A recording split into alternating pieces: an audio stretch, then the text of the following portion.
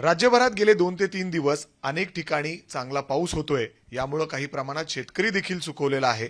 पुढे पावसाचा काय अंदाज असणार आहे हे जाणून घेण्यासाठी माझ्यासोबत पुणे वेधशाळेचे प्रमुख मेधा मॅडम आहेत। मॅडम, ज्या पद्धतीने पुण्यामध्ये तुम्ही रेड अलर्ट सांगितलं होता तसा पाऊस शहरामध्ये तरी काही पाहायला मिळाला नाही। आज ज्या पद्धतीने सुट्ट्या शाळांना देण्यात आले, परंतु सकाळपासून पुण्यात कुठेही पाऊस दिसला नाही आणि पुढे राज्यभरात काय अंदाज आहे पावसाचा? इथे एक गोष्ट लक्षात घेतली पाहिजे की काल जो रेड अलर्ट दिलेला होता तो पुणे शहरासाठी दिलेला नव्हता, तर पुणे जिल्ह्याचे जे पश्चिमेकडचे घाट विभाग आहेत, लोणावळा, ताम्हिणी हा सगळा जो भाग आहे त्या भागाकरता रेड अलर्ट दिलेला होता आणि तो काल दुपारी देण्यात आला होता पुढच्या 3 ते 4 तासांसाठी। म्हणजे कालची संध्याकाळ आणि रात्रीचा काही भाग रात्रीचा पहिला या सगळ्या काळामध्ये पुणे जिल्ह्याच्या पश्चिमेच्या घाट विभागामध्ये मुसळधार पाऊस होईल असा तो रेड अलर्ट काल आपण दिलेला होता आणि त्यानुसार पाऊस झालेला आहे। पुणे शहरासाठी जो अंदाज होता तो मध्यम स्वरूपाचा पाऊस होईल असा अंदाज होता आणि त्यानुसार पुणे शहरात मध्यम स्वरूपाच्या पावसाची नोंद काल झालेली आहे।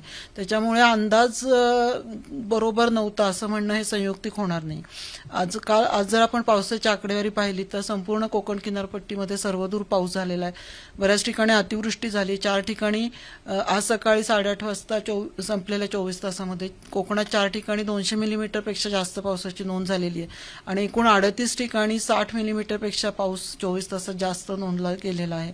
आणि कोकणातली बरीच जी मुख्य स्टेशन्स आहेत, कुडाळ, रत्नागिरी, श्रीवर्धन, हार्णई, दापोली, गुहागर अशा अनेक स्टेशन्समध्ये किंवा अशा अनेक ठिकाणी 150 मिलीमीटर पेक्षा जास्त पावसाची नोंद 24 तासात आपल्याला झालेली दिसून येते। आणि याचं मुख्य कारण पश्चिम किनारपट्टीलगत जो एक कमी दाबाचा पट्टा सक्रिय आहे त्याच्यामुळे मान्सूनच्या वाऱ्यांचा वेगही वाढलेला होता आणि त्याच्यामुळे अशा पद्धतीचा पाऊस आपल्याला दिसून आलेला आहे। मॅडम, आपण बघितलं तर गेल्या वेळेस अल निनो सारखा इम्पॅक्ट आपल्याला दिसत होतं, तर यावेळेस ला निनो म्हणून त्याचा काही परिणाम जाणवतोय, त्याचा काही फटका बसतोय, काय त्याचे परिणाम असणार आहेत? मागच्या वर्षी निश्चितच एल निनोचा विपरीत परिणाम भारतीय मान्सूनवर दिसून आला। एल निनो याचा अर्थ असा असतो की पॅसिफिक समुद्रामध्ये उष्ण पाण्याचे प्रवाह तयार होतात आणि त्याचा परिणाम सदृश असा होतो की भारतीय भागावर जो पाऊस पडतो किंवा मान्सूनच्या पावसाचं प्रमाण हे सरासरीपेक्षा कमी दिसून येतं बऱ्याचशा वर्षांमध्ये। तसं आपल्याला मागच्या वर्षी पण दिसून आलं, पण यावर्षीची जर आत्ताची एकूण एल निनोची परिस्थिती पाहिली तर असं दिसतं की सध्या आता एल निनो न्यूट्रल कंडिशनमध्ये आहे आणि आत्ताचे जे सगळे प्रेडिक्शन्स येतात त्यानुसार ऑगस्ट सप्टेंबर दरम्यान हा एल निनो त्याचा जो दुसरा काउंटर पार्ट असतो ज्याला ला निना असं म्हटलं जातं, म्हणजे पॅसिफिक समुद्रामध्ये उष्ण पाण्याच्या ऐवजी थंड पाण्याचे प्रवाह तयार होणं याला ला निना म्हणतात।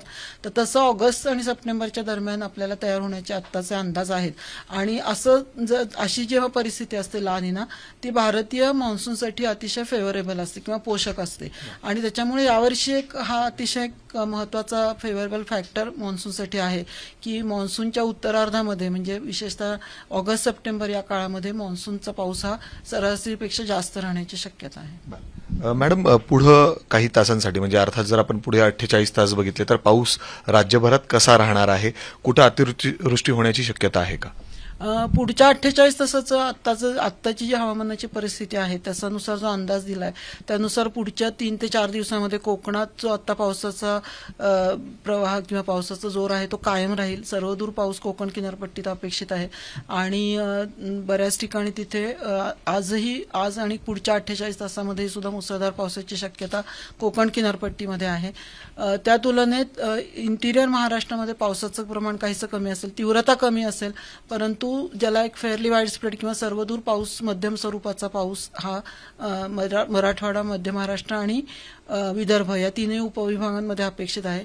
या तीनही उपविभागांपैकी मराठवाड्यात पावसाचा जोर काहीसा कमी राहील आणि मध्य महाराष्ट्राच्या पुणे, कोल्हापूर आणि सातारा या 3 जिल्ह्यांचे जे पश्चिमेकडचे घाट विभाग आहेत त्या घाट विभागामध्ये सुद्धा मुसळधार पावसाची शक्यता वर्तवण्यात आली आहे। मॅडम, शेवटचा प्रश्न, म्हणजे आपण गेले काही दिवस बघतोय या पावसामध्ये कमी वेळात खूप मोठा पाऊस अनेक ठिकाणी होतोय, याची काय कारण आहेत? एवढ्या मोठ्या प्रमाणात म्हणजे अर्थात तो दिवसभरात जेवढा पाऊस व्हायला हवं काही तासातच तसा पाऊस होतोय।